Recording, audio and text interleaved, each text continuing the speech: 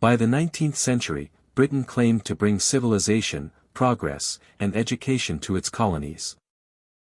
Missionaries, administrators, and soldiers spoke of a civilizing mission, a spreading law, Christianity, and trade. Yet behind this noble language lay exploitation, inequality, and the harsh realities of imperial control.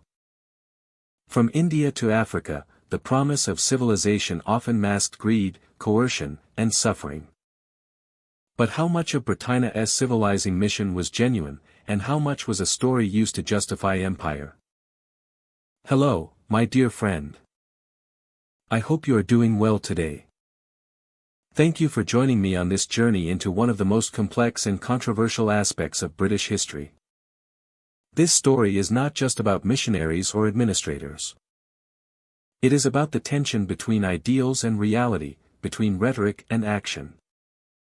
The so-called civilizing mission shaped education, law, and culture in colonies, but it also concealed exploitation, forced labor, and the extraction of wealth. Before we begin, consider this question: was Britain truly trying to bring civilization to its colonies, or was the civilizing mission a convenient excuse for power and profit? Keep this in mind as we explore 10 critical examples of how this myth played out across the empire. This is a story about power, greed, and the dark side of colonialism. We'll examine the brutal suppression of native cultures, the exploitation of resources, and the manipulation of local populations. We'll look at the forced assimilation of indigenous peoples, the destruction of traditional ways of life, and the trauma inflicted on generations. We'll explore the role of racism, the myth of British superiority, and the use of propaganda to justify colonial expansion. We'll examine the brutal suppression of resistance, the use of violence, and the exploitation of resources. We'll look at the role of the military, the use of force, and the impact on local populations. We'll explore the transatlantic slave trade, the brutal treatment of enslaved people, and the lasting impact on communities. We'll examine the legacy of colonialism, the ongoing impact on global politics, and the need for reconciliation and justice. But the story doesn't end there. There's a new chapter unfolding, one of resistance, resilience, and the fight for justice. Join us as we explore the ongoing struggle for justice, equality, and human rights. In the first half of the 19th century, British missionaries ventured into distant lands, bringing with them the ideals of education, religion, and social reform. Their journey took them across India, Africa, and the Caribbean, where they sought to establish schools, churches, and hospitals. These institutions were presented as instruments of enlightenment, promising to educate and uplift local populations, to bring literacy, moral instruction, and medical care to communities often underserved by colonial administrations. The missionaries' rhetoric emphasized benevolence, the cultivation of knowledge, and the moral duty to guide the lives of those considered less informed, positioning their work as a noble effort to improve the human condition. In India, missionary activity grew alongside the expanding influence of the East India Company. Missionaries founded schools that taught reading, writing, and arithmetic, often alongside religious instruction. Children learned Christian hymns and moral lessons, while exposure to English language and European customs became part of the curriculum. Hospitals and clinics were established to treat the sick and the injured, bringing medical care to regions where traditional remedies dominated. While these efforts improved access to education and healthcare, they also reinforced a broader agenda, supporting colonial administrators and creating a population more attuned to British cultural norms and authority. In Africa, missionaries traveled to coastal settlements and inland regions, navigating challenging terrain and unfamiliar climates. Churches and schools became central hubs for communities, drawing people to engage with literacy and religious instruction. Medical clinics addressed ailments ranging from infectious diseases to malnutrition, offering a tangible form of assistance. Missionary rhetoric emphasized the transformation of societies, claiming to bring civilization and moral guidance. Yet the presence of missionaries often coincided with the establishment of colonial posts. Linking education and religion to the broader mechanisms of governance, trade, and imperial oversight. The Caribbean islands presented a distinct context, shaped by the legacies of slavery and plantation economies. Missionaries worked to educate formerly enslaved populations, teaching reading and writing, imparting religious instruction, and promoting moral development. Churches provided a space for communal gathering and spiritual guidance, while schools aimed to develop literacy and vocational skills. Hospitals and clinics offered healthcare that was otherwise scarce. Through these institutions, missionaries framed their work as a civilizing mission, presenting education and religion as pathways to personal improvement and social cohesion. Yet, simultaneously, these initiatives reinforced existing hierarchies, embedding colonial authority into the daily lives of local populations, embedding colonial authority into the daily lives of local populations, embedding colonial authority. Across these regions, missionaries employed rhetoric designed to emphasize their moral purpose and the benevolence of British guidance. Pamphlets, letters, and public lectures detailed their accomplishments and framed local populations as beneficiaries of education, religion, and healthcare.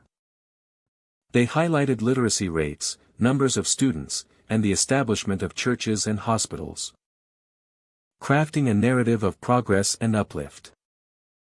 This rhetoric not only sought to justify missionary work but also to bolster support for colonial expansion, portraying the British presence as morally righteous, technologically advanced, and socially responsible.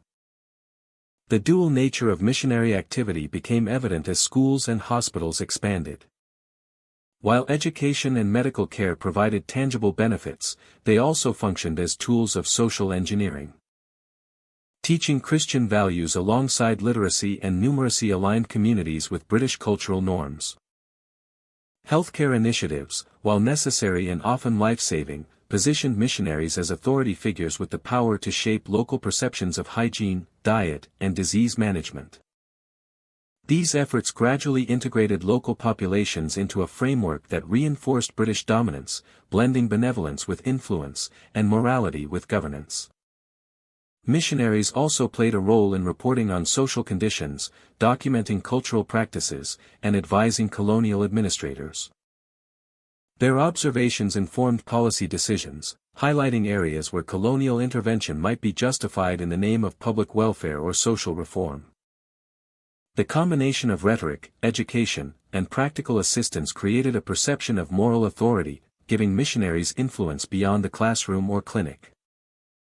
They became intermediaries between the colonial state and local communities, navigating cultural differences while advancing British interests.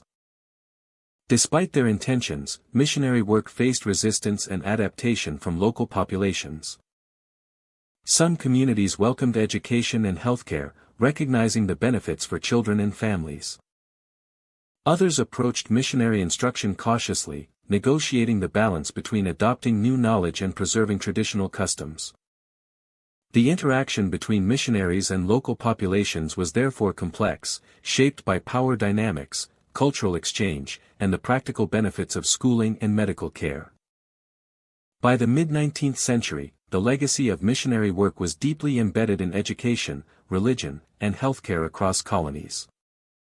Schools produced literate populations capable of engaging with administration, commerce, and cultural exchange. Hospitals introduced modern medical practices, reducing mortality and improving overall health. Churches became centers of spiritual and social life, influencing customs, festivals, and daily routines. Missionaries had created enduring institutions, demonstrating the capacity of rhetoric, education, and healthcare to shape societies while simultaneously reinforcing colonial frameworks. The period from 1800 to 1850 illustrates the intertwined nature of missionary activity and imperial influence. While education, healthcare, and religion provided tangible benefits, they also served as instruments of cultural and political alignment with British authority. The establishment of schools, churches, and hospitals shaped local communities in ways that aligned with British interests, blending humanitarianism with strategic influence, and education with social and political control. Between 1820 and 1870, Britain expanded its influence over colonies, not only through military might and economic control but also through the deliberate shaping of education and culture.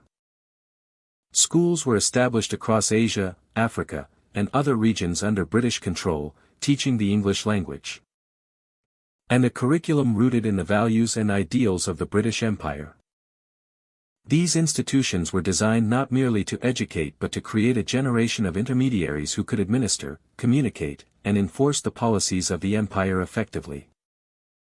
In these schools, lessons went beyond reading and arithmetic. Students were instructed in British notions of morality, obedience, and civic duty. Stories of empire, monarchy, and British history emphasized the glory and benevolence of the crown, instilling a sense of loyalty and allegiance. Children were taught to view the British system as the standard of governance and civilization, while local traditions, languages, and customs were often devalued. This approach ensured that cultural authority followed political authority, reinforcing Britannia's dominance in subtle yet pervasive ways. Curricula were carefully structured to promote social hierarchies favorable to the empire. Students from influential families were prepared for leadership and administrative roles, while others received instruction that enabled them to serve in clerical or support capacities. By embedding British ideals within the educational framework, the empire created a network of local elites who would act as intermediaries, bridging colonial governance and local populations. These individuals often gained prestige and opportunity, but their positions were inseparable from the demands of imperial loyalty. Education also extended to vocational training, with instruction in trade, agriculture, and technical skills supporting the economic interests of the empire. By imparting practical knowledge alongside cultural instruction, the British ensured that colonies could produce goods and services in alignment with imperial priorities. Schools became centers not only for literacy but for shaping labor, commerce, and administration according to British methods. This dual purpose of education, a practical and ideological, helped sustain imperial control with minimal overt force. Language played a central role in cultural control. English became the medium of instruction, administration, and legal proceedings, gradually displacing local tongues in formal contexts. Mastery of English offered opportunities for social mobility and employment, making fluency a valuable but controlled asset. In this way, language acted as both a tool of empowerment and a mechanism of oversight, binding colonial subjects to imperial norms while facilitating communication and governance across vast territories. The impact on local culture was profound. Traditional knowledge systems, educational practices, and community-led instruction often lost prominence, replaced by standardized curricula reflecting European norms. Festivals, oral histories, and local literature were sometimes ignored or suppressed in formal education. Children were encouraged to identify with British history and values, often at the expense of their ancestral heritage. Over time, this created a cultural landscape where British ideals held authority, shaping identity, social behavior, and worldview. Religious instruction was another component of the educational strategy. Missionary schools often incorporated Christian teachings, aligning moral education with spiritual guidance. This served to reinforce loyalty to the empire, linking spiritual conduct to obedience and civic responsibility. Conversion efforts, whether overt or subtle, accompanied the spread of European ethical frameworks, further integrating education and cultural influence into the mechanisms of colonial control. Assessment and discipline in schools reinforced hierarchy and order. Regular examinations, public recitations, and strict codes of conduct taught students to follow rules and respect authority. These practices mirrored the broader administrative structure of the empire, preparing students to operate within systems where compliance was expected and independence carefully regulated. By modeling governance within education, the British ensured that cultural habits, behavioral norms, and hierarchical understanding were internalized from a young age. The creation of intermediaries through education had long-term effects on administration and governance. Graduates of these schools often filled positions as clerks, interpreters, teachers, and officials, providing the empire with trained personnel capable of implementing policies across diverse regions. Their loyalty, cultivated through both opportunity and socialization, allowed Britain to extend control efficiently while maintaining a veneer of local legitimacy. Education became a silent yet potent instrument of empire, shaping both human capital and cultural alignment. By the mid-19th century, the education system had established deep roots across colonies. Schools served as visible symbols of British authority, centers for socialization, and nodes for the dissemination of cultural norms. Even beyond formal schooling, the influence of British values permeated literature, administration, and social expectations, ensuring that colonial life reflected the ideals the empire sought to promote. The integration of education and cultural control became a foundational element in maintaining order and extending influence without reliance solely on military presence. In conclusion, between 1820 and 1870, Britain employed education as a strategic tool for cultural influence and colonial governance. Schools taught language, history, morality, and practical skills, shaping a generation of intermediaries loyal to the crown. Local traditions and languages were often devalued, while British values and systems were elevated, embedding authority through instruction and socialization. The combination of opportunity, discipline, and cultural alignment ensured that education became both a method of empowerment and a mechanism of control, sustaining imperial objectives across diverse colonies. This period demonstrates how the subtle power of learning and cultural shaping could reinforce political and economic dominance on a global scale. Between 1830 and 1880, British colonial authorities systematically implemented legal systems across their territories, reshaping governance and social order. European notions of law and justice were imposed over local customs, establishing courts, administrative offices, and enforcement mechanisms designed to serve imperial priorities. While some reforms were presented as safeguards against abuses, the primary function of colonial law was to protect British economic and political interests. Courts were established to adjudicate disputes, enforce contracts, and maintain civil order. These institutions reflected European legal traditions, often disregarding indigenous legal practices and community norms. Colonial judges, administrators, and magistrates interpreted the law according to British principles, which prioritized property rights, trade regulation, and compliance with imperial regulations. Local populations were required to navigate a system that was often unfamiliar and hierarchical, with limited avenues for recourse outside the colonial framework. Legal codes standardized taxation and revenue collection, ensuring a steady flow of funds to support colonial administration and infrastructure. Property taxes, trade duties, and levies on agricultural production were enforced through these courts.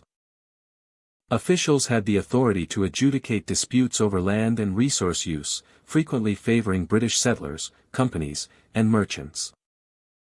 In regions where customary land rights existed, colonial law often overrode local practices, consolidating control in the hands of the empire and reshaping the economic landscape. Labor regulation became a central focus of colonial law. Ordinances governed the employment of local populations, stipulating wages, work conditions, and obligations to employers. In some cases, coerced labor or bonded systems were formalized under the guise of legality, ensuring that economic output benefited British commercial interests. Courts were empowered to enforce contracts and punish non-compliance, creating a framework in which labor could be mobilized efficiently for plantations, mines, and infrastructure projects. Trade and commercial activity were similarly regulated through legal mechanisms. Merchants operating under British jurisdiction received protections and privileges, while local traders were often constrained by licensing, tariffs, or restrictions on movement. Disputes over commercial transactions were settled in colonial courts, giving advantage to parties aligned with imperial authority. The legal framework thus functioned not only as a system of justice but also as a tool for economic control, embedding British influence in everyday transactions across the colonies. Administrative structures reinforced the authority of law. Magistrates, clerks, and officials maintained records, issued directives, and coordinated enforcement. These structures allowed colonial governments to respond quickly to infractions, levy penalties, and oversee compliance with regulations. The presence of formal administration also symbolized imperial power, demonstrating that the empire could enforce its rules even in remote regions. Courts and offices were often located in central towns or cities, making them accessible to officials while imposing logistical challenges for local populations. Colonial law extended to criminal justice as well, with offenses ranging from theft and assault to rebellion and sedition. Punishments were codified, often reflecting European standards rather than indigenous practices. Public enforcement of penalties reinforced social hierarchies, illustrating the authority of colonial governance. In many cases, laws were designed to prevent organized resistance, curtail uprisings, and ensure loyalty to British rule. The legal system thus became a mechanism for both social control and political stability. Interactions between local populations and colonial authorities were shaped by these legal structures. Indigenous leaders and communities were frequently required to navigate unfamiliar procedures, appear before colonial magistrates, and comply with regulations that conflicted with traditional governance. In some areas, legal pluralism emerged, with customary law recognized only in limited contexts, while imperial law predominated in matters affecting revenue, trade, or colonial interests. This duality often created tension, as local communities adjusted to the priorities of the empire. Colonial courts also played a role in mediating disputes among European settlers, traders, and companies. Conflicts over land, commercial contracts, and resource extraction were adjudicated with a clear bias toward imperial benefit.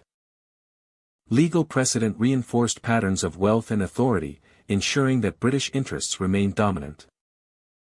Through these processes, law became both an instrument of order and a means to institutionalize colonial advantage, shaping the economic and social structure of the territories under British control.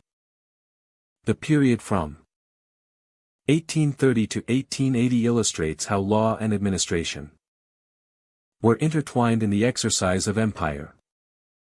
Courts, administrative offices, and enforcement mechanisms ensured that taxes were collected, labor was regulated, and trade was secured.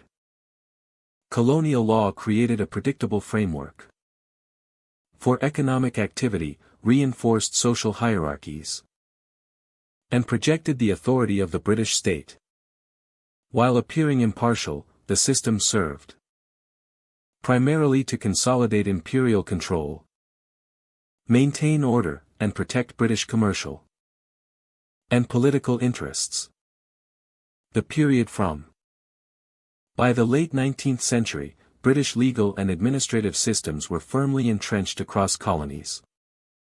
The imposition of European legal principles, combined with administrative oversight, allowed the empire to manage diverse populations and territories effectively. Law became a central pillar of governance, ensuring that imperial objectives were achieved while providing the veneer of justice and order. The structures implemented during this period continued to influence colonial administration and legal practice for decades, shaping the relationship between Britain and its colonies. In conclusion, the implementation of British legal systems between 1830 and 1880 exemplifies the Empire's approach to governance. Courts and administrative offices enforced taxation, regulated labor, and protected trade, prioritizing the interests of the empire over local communities. By standardizing law and administration, Britain maintained authority, controlled resources, and ensured that colonial territories functioned in alignment with imperial objectives. Legal systems were not only instruments of justice but essential tools for consolidating power and sustaining the economic and political structures of the British Empire. By the mid-19th century, Britain's empire had entered a new phase of consolidation, emphasizing infrastructure as a tool of control and economic exploitation. Railways stretched across colonies, linking ports to inland resource areas. Telegraph lines connected administrative centers, allowing rapid communication over vast distances. These projects created the appearance of modernization, yet beneath the surface, their purpose was to serve imperial interests first and local development second. Raw materials, crops, and manufactured goods were moved efficiently to coastal ports, ensuring a steady flow to Britain. Construction of these networks relied heavily on local labor. Workers were often coerced into service, subjected to long hours, and compensated poorly, if at all. Disease, accidents, and harsh conditions claimed countless lives during railway, port, and telegraph projects. Villages were sometimes displaced to make way for tracks or stations, and communities were reshaped to fit the needs of the empire. Despite the impressive technical achievements, the human cost highlighted the exploitative nature of these developments. Railways transformed the logistics of empire. They enabled the rapid deployment of troops to quell unrest and maintain colonial authority. Military and economic priorities were intertwined, as secure transport allowed Britain to extract resources efficiently, while maintaining control over large territories.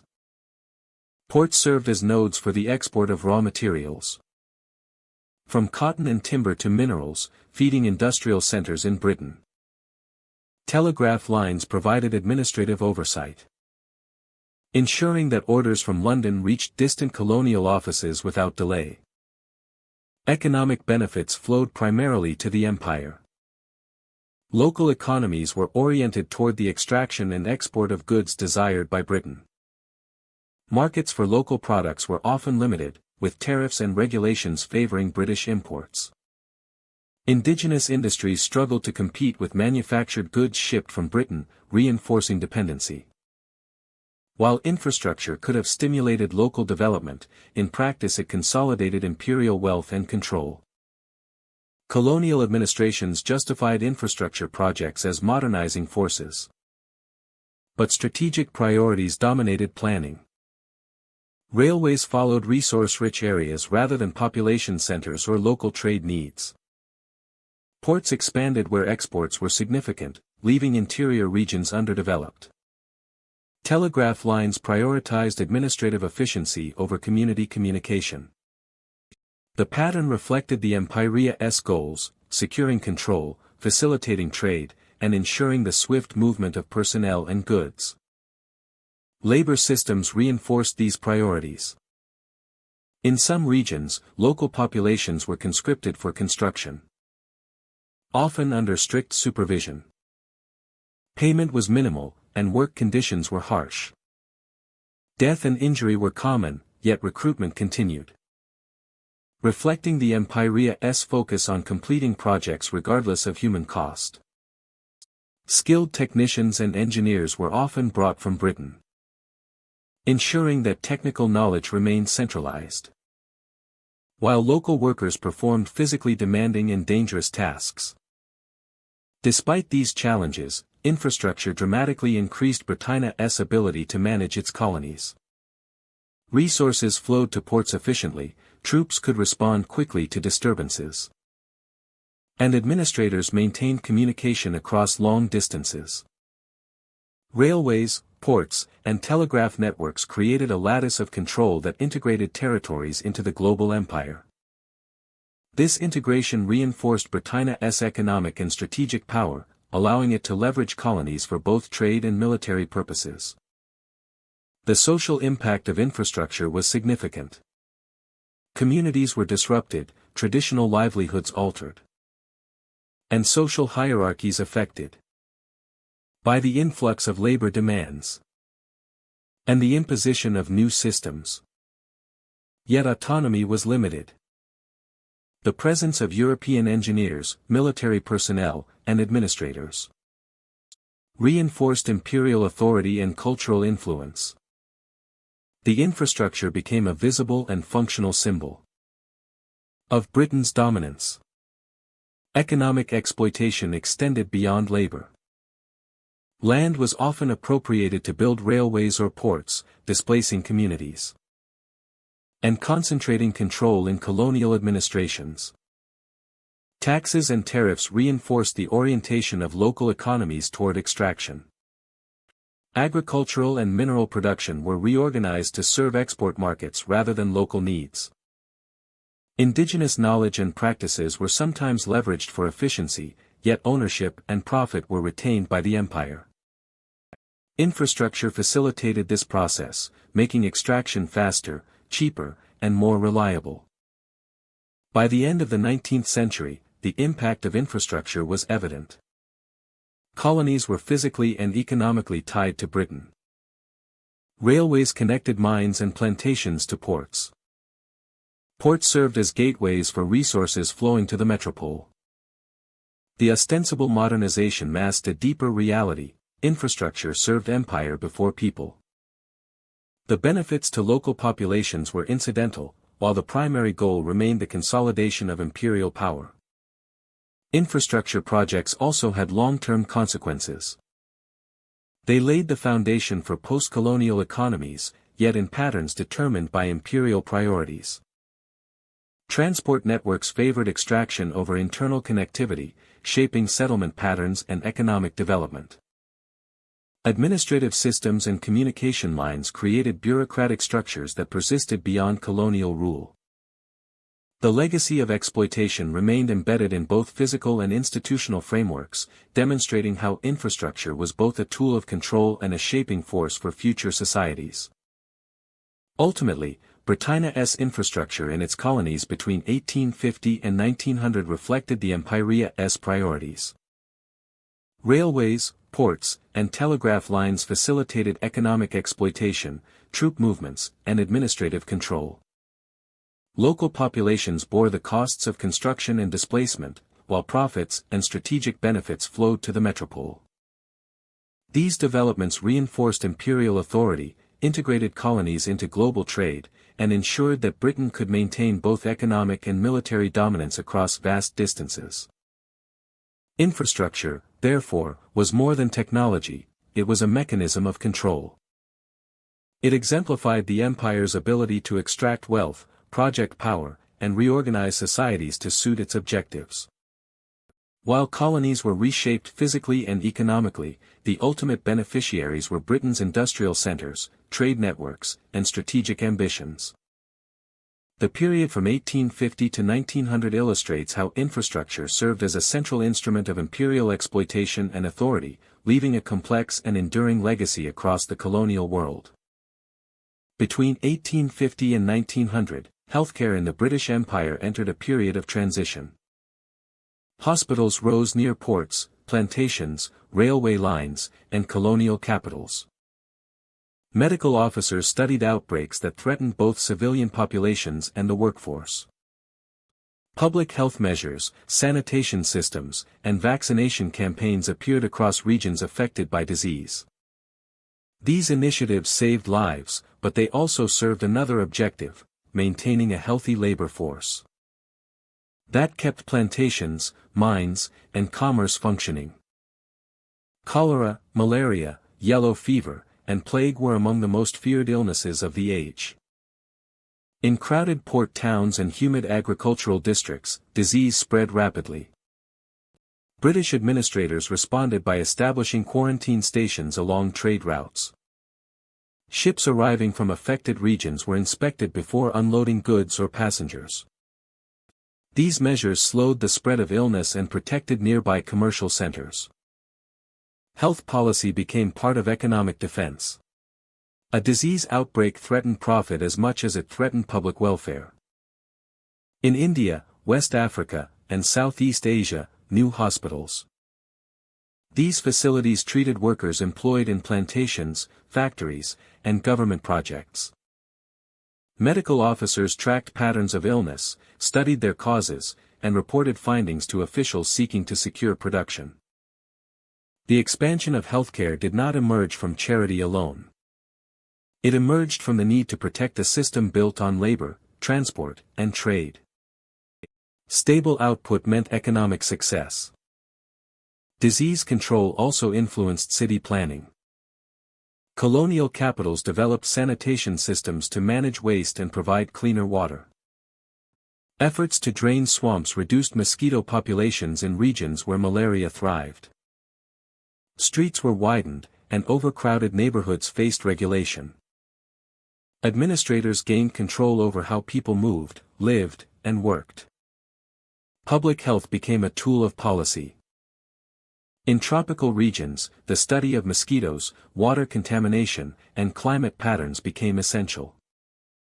Malaria posed a constant threat to soldiers, merchants, and laborers. Medical research sought not only to save lives but to understand how disease affected economic activity. Railways could not operate if crews fell ill. Plantations could not function without stable labor. Mines slowed when sickness spread. Vaccination, quinine distribution, and sanitation campaigns followed trade routes as closely as goods did. The geography of disease and the geography of empire often overlapped. Missionary hospitals added another layer to healthcare expansion. They provided treatment, trained nurses, and offered medical education. These missions sometimes acted independently, and sometimes cooperated with colonial authorities. Their work relieved suffering and introduced new methods of care. At the same time, they influenced local communities, spreading cultural and social expectations shaped by imperial perspectives. Medicine became a point of contact between worlds. Cholera outbreaks forced urgent change. Contaminated water sources led to devastating losses. In response, filtration systems and public waterworks emerged. New regulations governed urban markets, burial practices, and waste disposal. Scientific understanding sharpened as physicians studied the connection between sanitation and survival. Colonial governments realized that without these measures, trade ports could collapse under the weight of disease. A functioning port was as important to imperial ambition as any fortress. In rural territories, healthcare arrived more slowly. Mobile medical teams traveled between districts, treating illnesses and distributing supplies. Clinics opened in regions tied to export agriculture and resource extraction. Where large workforces were needed, health programs expanded. Where economic value was limited, support remained smaller. This uneven pattern created disparities that would shape future debates about public welfare and responsibility. Education became part of disease control. Posters, local interpreters, and public announcements warned communities about contaminated water and unsafe environments. In some areas, school lessons included basic hygiene and vaccination campaigns. These efforts built awareness but also established new expectations about authority. Health guidance came from officials connected to distant governments. Compliance became part of the administrative relationship between colony and empire. Military forces relied heavily on medical infrastructure. Garrison towns received priority access to sanitation and hospitals. Medical units accompanied campaigns to maintain troop readiness. Disease was seen as a strategic threat equal to enemy forces. The ability to sustain soldiers in unfamiliar environments contributed to Britannia's capacity to operate across continents. Victory depended as much on controlling illness as on tactical planning. Toward the end of the century, scientific research accelerated. Germ theory gained acceptance. Laboratory work advanced understanding of infection. Medical boards formed to regulate public health policy. Colonial administrations adapted their strategies to reflect new knowledge. Surveillance, record-keeping, and structured reporting became essential tools. Yet behind every improvement lay the dual purpose of these measures. Lives were saved, but productivity was also preserved. Hospitals treated the sick, but they also ensured workers could return to plantations and factories. Vaccination reduced suffering, but it also protected trade and military supply lines. Healthcare existed within a framework where humanitarian language and economic objectives were intertwined. The legacy of this era is complex. Some regions gained medical institutions that continued to operate after independence. Training programs evolved into national healthcare systems. Hospitals founded during the colonial period became modern centers of research. Others experienced long-lasting inequalities shaped by the priorities of the time. Places with economic value received greater investment.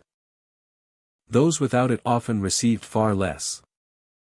Between 1850 and 1900, colonial healthcare systems changed the relationship between medicine, administration, and industry. They demonstrated how treatment and control could operate together, how public health could support policy, and how disease could influence the fate of empires. The era revealed that managing illness was not only an act of compassion.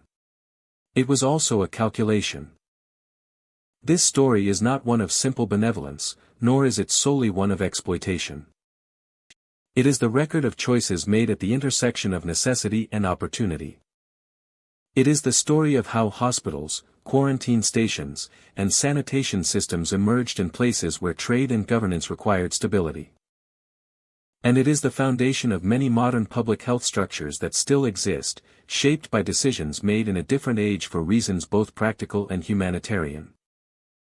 In the 19th century, missionaries spread across continents with the aim of promoting Christianity among local populations. Schools, hospitals, and social programs were central to their efforts, offering education, healthcare, and guidance while simultaneously introducing religious instruction. Missionary work framed conversion as both a moral duty and a pathway to enlightenment, linking spiritual transformation with access to knowledge and resources. In India, Africa, and the Caribbean, mission schools taught reading, writing, and arithmetic alongside Christian teachings. Children and young adults learned prayers, hymns, and moral lessons, integrating religious instruction into everyday education. Hospitals and clinics offered medical care that improved local health outcomes, yet these institutions also emphasized Christian values and obedience. Presenting conversion as a prerequisite for full participation in social programs. Creating opportunities for those who adopted Christian practices while subtly reinforcing British cultural norms. Conversion campaigns often accompany broader colonial objectives. Missionaries documented local customs, social structures, and belief systems, providing administrators with information that informed governance and policy. While education and healthcare were tangible benefits, religious instruction positioned missionaries as authorities on morality and behavior, influencing community life and family practices. The promotion of Christianity served both spiritual aims and strategic objectives, aligning local populations with the cultural framework of the British Empire. In many regions, adopting Christianity offered practical advantages. Converts could access schooling, secure positions within missionary-run institutions, or benefit from social recognition within communities influenced by British authority. Yet conversion often came at the cost of traditional practices and indigenous belief systems. Rituals, ceremonies, and local customs were discouraged or replaced with Christian observances, marginalizing long-established cultural practices. Missionary rhetoric emphasized the superiority of Christian teachings, framing local religions as incomplete or morally deficient, reinforcing the perception of British cultural and moral authority. Missionaries also engaged in public outreach, establishing churches, holding gatherings, and distributing religious literature. Sermons and printed materials conveyed moral lessons and spiritual guidance, emphasizing obedience, piety, and the promise of salvation. These activities created visible markers of religious influence in towns, villages, and settlements, making Christianity a central element of daily life for converts and demonstrating the reach of missionary activity. Churches became social and cultural hubs, shaping festivals, holidays, and community events around Christian practices. The spread of Christianity was not uniform, and responses from local populations varied. Some individuals embraced the new faith, seeing education, healthcare, and social support as compelling reasons for conversion. Others resisted or negotiated aspects of religious instruction, maintaining elements of indigenous belief while participating in missionary programs. This dynamic created a complex landscape in which conversion was both a personal and communal decision, shaped by opportunity, coercion, and cultural exchange. Throughout the 19th century, religious conversion reinforced social hierarchies. Converts often gained preferential access to education, employment, and resources, creating divisions between those who adhered to missionary teachings and those who maintained traditional practices. Missionary efforts were intertwined with broader colonial administration, embedding religious instruction within systems of governance, trade, and social organization. Christianity became both a marker of social alignment with colonial authority and a tool for cultural influence. Throughout the 19th century, medical and educational initiatives enhanced the missionaria's credibility and authority. Clinics addressed disease, malnutrition, and injury, offering tangible improvements to local life while emphasizing Christian charity and care. Schools developed literacy, numeracy, and vocational skills, providing pathways to employment and social participation. These services were framed as rewards for adherence to Christian values, linking religious conversion with practical benefits and reinforcing the perception of moral and cultural superiority. By the late 19th century, the impact of missionary conversion campaigns was deeply visible. Churches, schools, and hospitals have become integral to many communities, shaping belief systems, cultural practices, and social structures. While some individuals experienced genuine spiritual transformation and access to opportunities, the broader effect was the reinforcement of British cultural dominance. Indigenous traditions were often marginalized, and local practices adapted to fit the framework established by missionaries and colonial authorities. Religion and conversion between 1800 and 1900 illustrate the dual nature of missionary work. Spiritual instruction and social support coexisted with cultural influence and authority. Missionary rhetoric framed Christianity as both morally superior and practically advantageous, encouraging adoption while subtly embedding British cultural norms. Through education, healthcare, and community engagement, missionaries reshaped societies, promoting religious transformation while reinforcing the structures and hierarchies of the British Empire. Between 1857 and 1910, the British Empire faced numerous uprisings and local resistance across its colonies. Most notably the Indian Rebellion of 1857. This uprising, sparked by a combination of political, economic, and cultural grievances, challenged British authority and provoked a severe response. The British framed their actions as a moral and civilizing mission, claiming that harsh measures were necessary to restore order and protect the principles of civilization. Military force, judicial proceedings, and punitive measures became instruments to reinforce imperial authority, while rhetoric emphasized duty, morality, and the restoration of law. The response to uprisings was both swift and brutal. Armies were deployed with strict orders to suppress rebellion wherever it arose. Battles were fought in villages, towns, and urban centers, often resulting in widespread destruction. Execution of rebel leaders was common, serving as a warning to others and demonstrating the consequences of opposing imperial rule. Entire communities sometimes faced collective punishments, including property confiscation, imprisonment, or forced labor, under the justification of maintaining order and punishing those who had aided insurrection. These measures reinforced the perception of British authority and deterred future uprisings. Rhetoric played a critical role in shaping perceptions of imperial response. British officials, military commanders, and writers portrayed violent reprisals as necessary acts of civilizing intervention. Reports emphasized the restoration of law, protection of innocent populations, and the moral imperative to maintain governance over vast and diverse territories. Newspapers and official correspondence framed coercion as a defensive necessity, presenting military and administrative actions as part of a larger mission to bring stability and progress to colonies perceived as unruly or backward. The suppression of resistance extended beyond direct military action.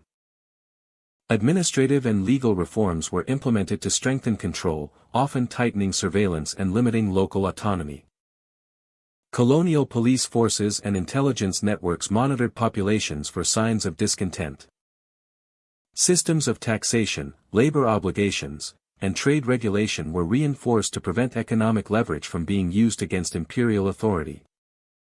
These structural measures ensured that the empire could respond rapidly to emerging challenges while projecting an image of order and control.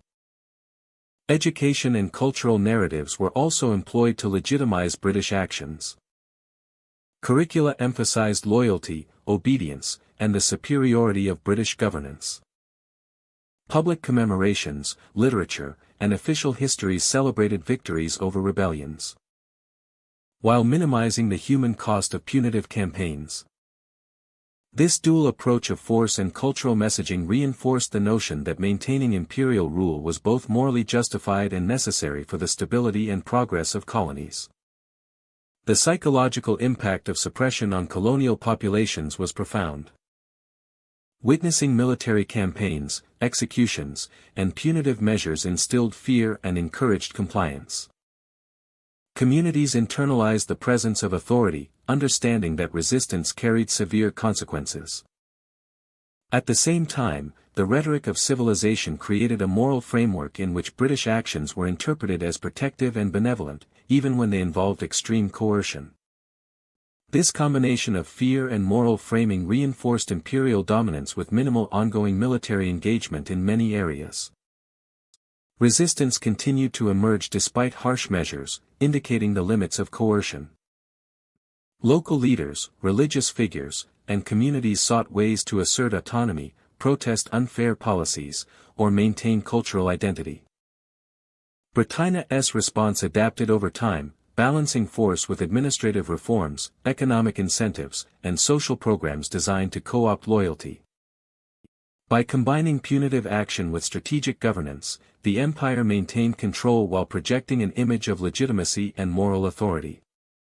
The Indian Rebellion of 1857 highlighted both the strengths and vulnerabilities of imperial power.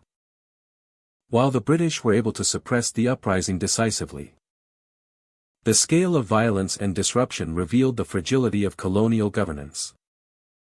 Lessons learned from these events influenced future strategies, including the restructuring of armies, changes in administration, and the integration of local elites into governance. These measures reduced the likelihood of large-scale uprisings and increased the capacity of the empire to maintain long-term control. By 1910, suppression of resistance had become a central component of imperial strategy. Military presence, legal frameworks, and cultural narratives work together to deter rebellion, maintain compliance, and project power.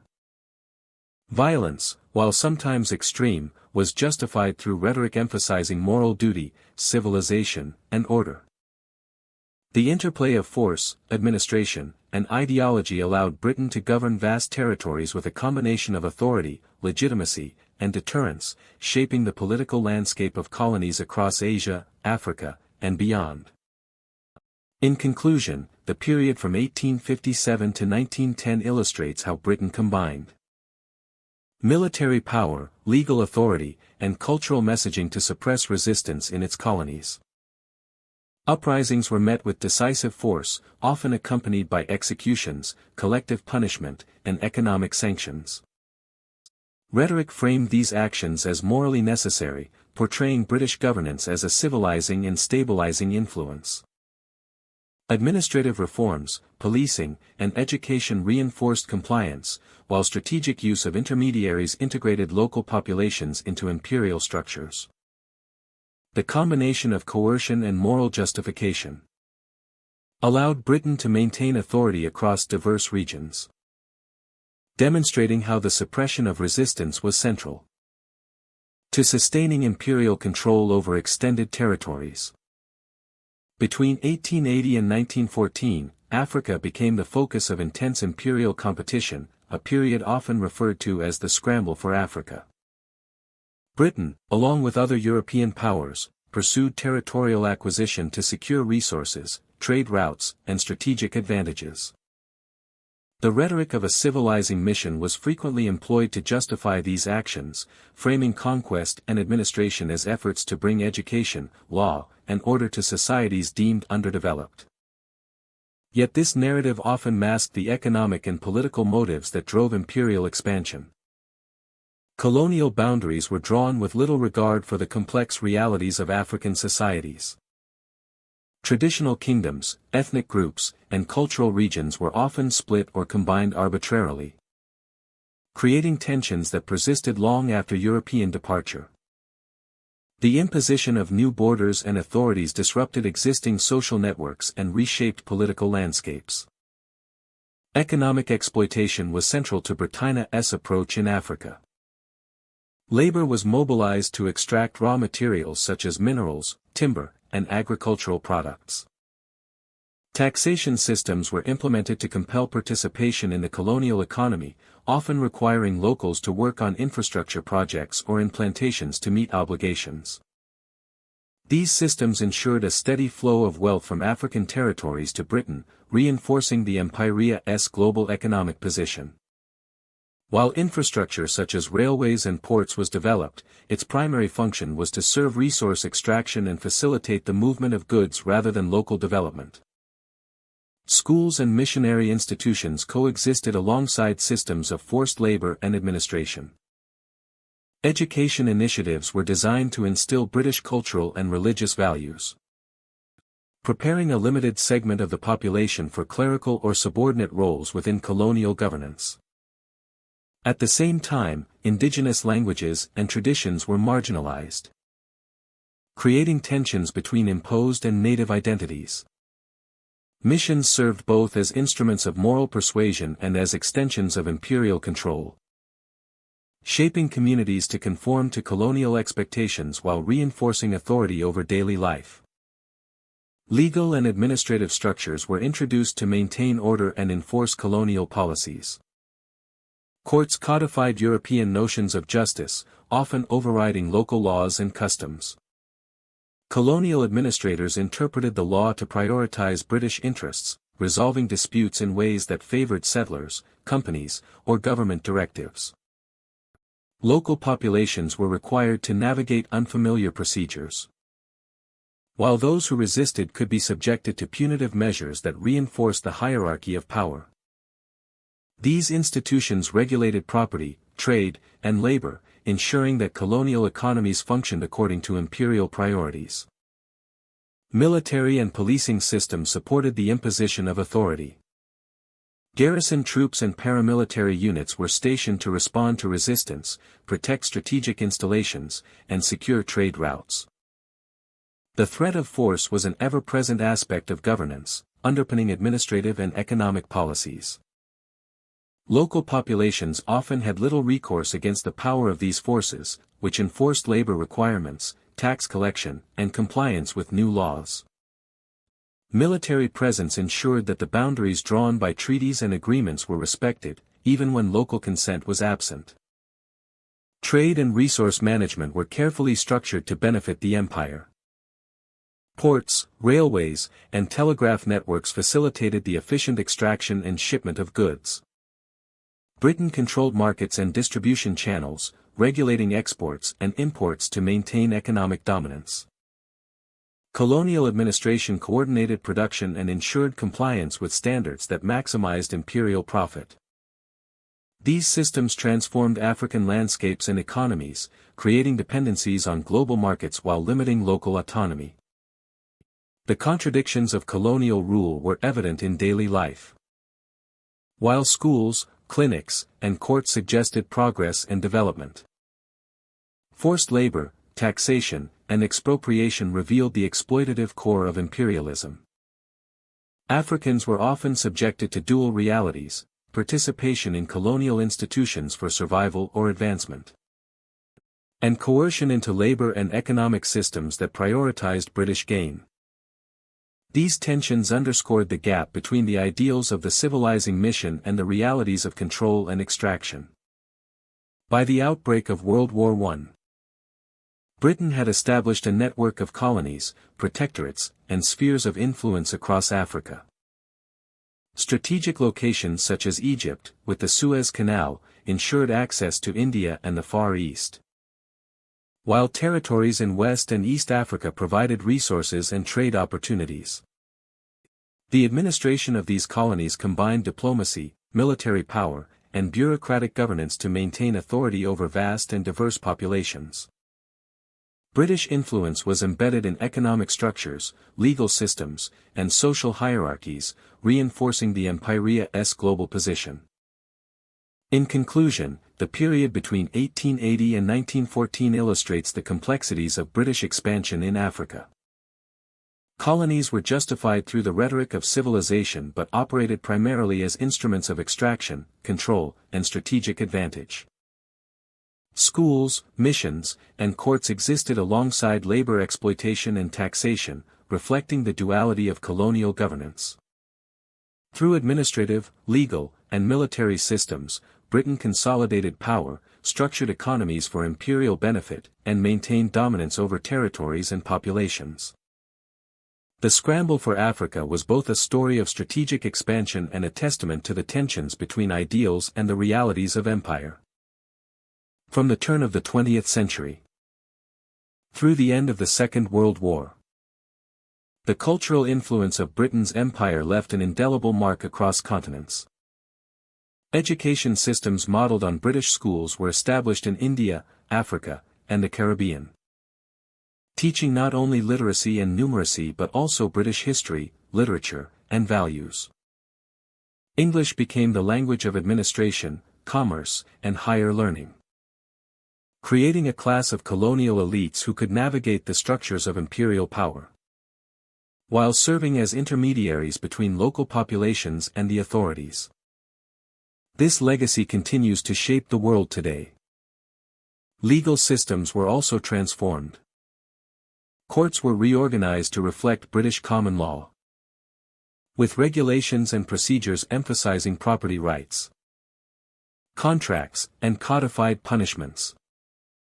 While these frameworks facilitated trade and governance, they often supplanted indigenous legal traditions, reshaping social norms and reinforcing hierarchies that privileged those aligned with colonial administration. In many cases, traditional practices and dispute resolution methods were marginalized, altering community structures and limiting local autonomy. The influence of literature, arts, and religion reinforced cultural authority. Schools and missionary activities promoted Western ideals of morality, civility, and social conduct, embedding European concepts into local societies. Monuments, public buildings, and administrative centers displayed architectural styles imported from Britain, creating visual reminders of imperial presence. Even social rituals, from dress codes to official ceremonies, reflected European norms, signaling alignment with the values of the ruling power. Yet, these legacies carried a complex duality. While literacy and education created opportunities for some, access was limited, reinforcing inequalities. Colonial curricula often devalued local languages, knowledge systems, and histories. Social mobility depended on adherence to British norms, marginalizing those who maintained traditional ways of life. Religious instruction similarly blended education with conversion, challenging existing belief systems and reshaping spiritual landscapes across regions. The Civilizing mission projected an image of benevolent governance, portraying British culture as superior and desirable. Public narratives emphasized progress, modernity, and moral uplift, framing colonial rule as a duty to improve local societies. This rhetoric masked the realities of power, extraction, and control, creating a veneer of legitimacy over structures that often prioritized imperial interests over the welfare of the colonized. In urban centers, British influence was particularly visible. Cities were redesigned with European-style streets, administrative offices, and commercial hubs. Railways, ports, and communication networks facilitated not only economic extraction but also the dissemination of cultural norms.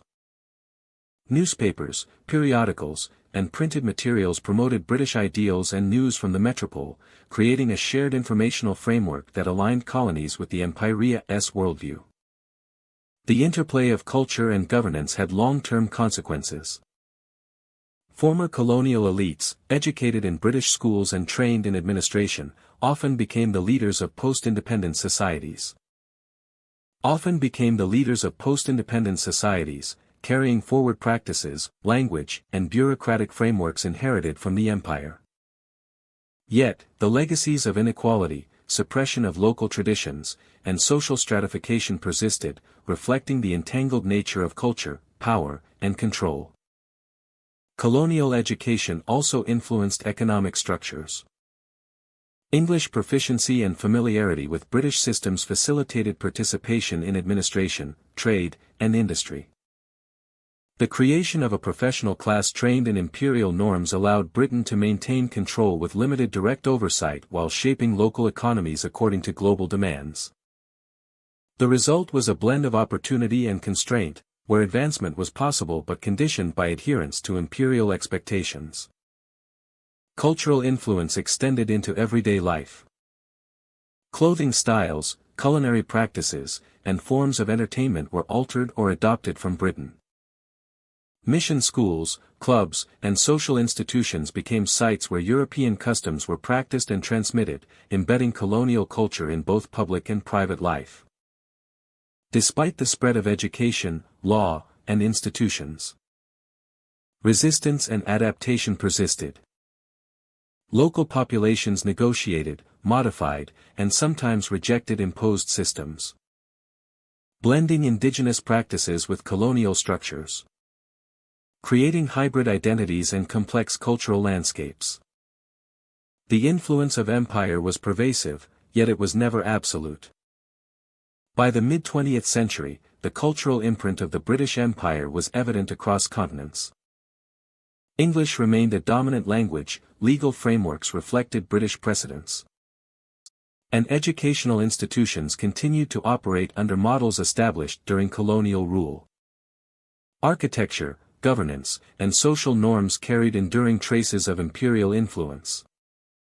These legacies shaped national identities, professional structures, and societal hierarchies long after political independence was achieved. Ultimately, the cultural impact of British rule between 1900 and 1945 was profound and enduring. It provided tools of literacy, governance, and communication, creating opportunities for some while enforcing hierarchies and marginalizing others. The Civilizing mission produced lasting institutions, legal codes, and social frameworks. Yet it also entwined progress with exploitation.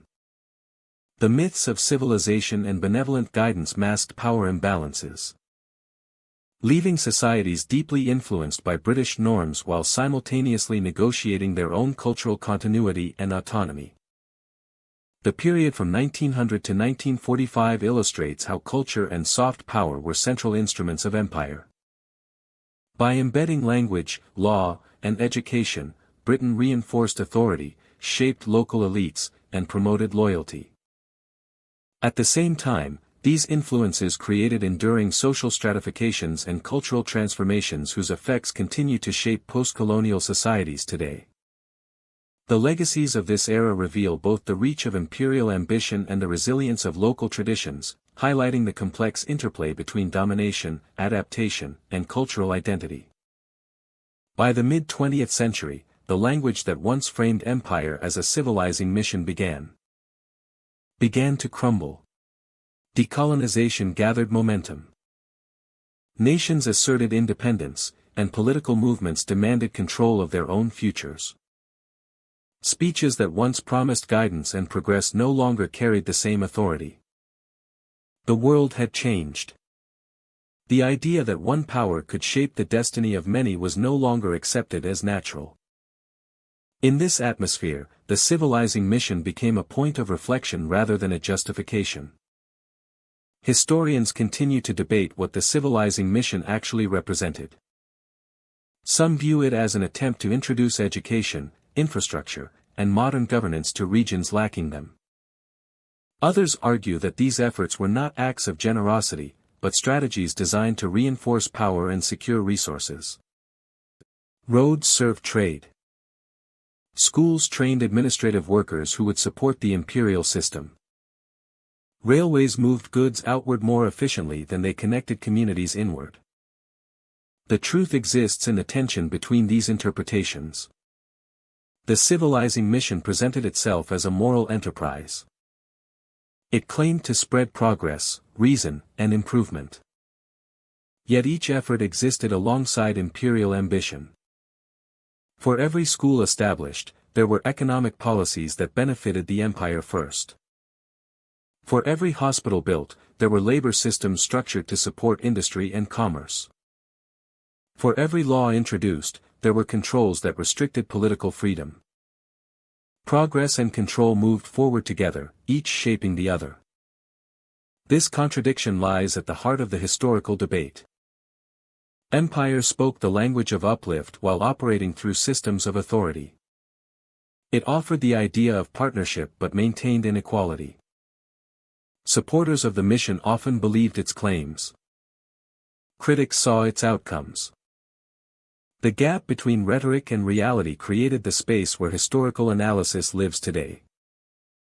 It is a space where intentions and consequences are examined side by side, rather than in isolation.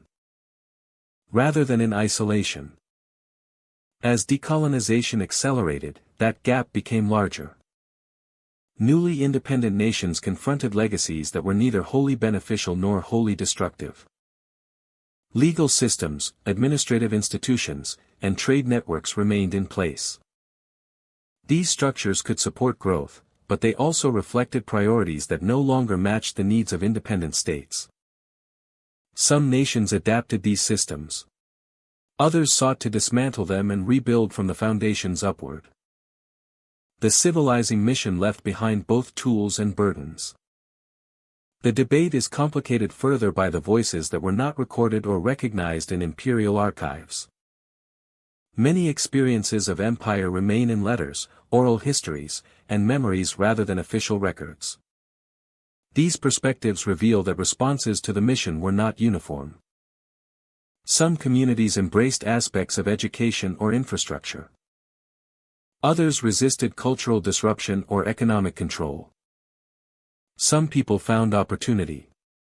Others faced loss. Any narrative presented as universal fails to account for the diversity of experience. As the 20th century progressed, scholars questioned how empires shaped identity. They asked how narratives of improvement masked systems of dominance. They examined how moral language softened the image of political and economic power. The civilizing mission became a lens through which to study how empires justify their actions. It showed how virtue could be used to explain authority and how authority could be defended through stories about purpose and responsibility. This reflection matters because it reveals how history is constructed. It shows that power does not rely solely on armies or laws, but on narratives that persuade people to accept influence as guidance. It shows that empires are not sustained by force alone, but by the belief that they act in the interest of others. Once that belief was questioned, the foundation began to weaken. Decolonization did not simply remove imperial governments. It removed the story that held them in place. Today, the civilizing mission is discussed not as a statement of fact but as an example of how power operates. It demonstrates that moral claims can coexist with self-interest. It highlights how progress can be presented as a gift even when it benefits the giver. It reminds us that history is neither simple nor static. It shifts with perspective, context, and evidence. This complexity shapes modern discussions of global responsibility. Nations still debate what it means to help others. They question when intervention becomes influence. They examine how economic development can resemble dependency. The patterns established during the imperial age did not vanish with independence. They evolved. The language of guidance replaced the language of rule. International organizations replaced colonial administrations. Yet questions about intention and impact remain. The story of the civilizing mission encourages careful thought. It asks viewers to consider how ideals and ambition can exist together. It asks how moral certainty can obscure unequal relationships. It asks how power can disguise itself as virtue. In studying this history, we learn as much about the present as the past. We see how narratives shape policy. We learn how belief shapes action. By reflecting on these debates, we recognize that history is not a verdict. It is a conversation between what people intended, what they achieved, and what they justified. The civilizing mission stands as an example of how an idea can guide decisions even when its outcomes are contested. It shows that explanations of power can be persuasive, even when they are incomplete. In the end, the truth likely lies between ideals and exploitation. Between progress offered and advantage gained. Between what empire said about itself and what it did in practice. The civilizing mission is not a finished chapter. It is a reminder. It warns that history must be questioned, examined, and understood from multiple angles. It teaches that narratives can elevate, conceal, or transform reality. The reflection continues, not to condemn or to defend, but to understand.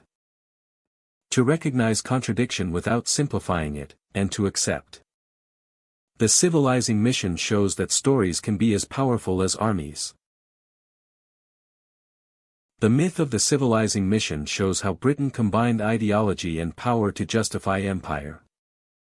Education, law, religion, and infrastructure were tools of control as much as tools of development. While some benefits reached colonial populations, the cost in autonomy, culture, and labor was immense. Thank you for joining me on this journey through history. May understanding the myths and realities of empire help us think critically about power, ambition, and global influence. Until next time, my friend, stay curious and continue exploring the stories that shaped our world.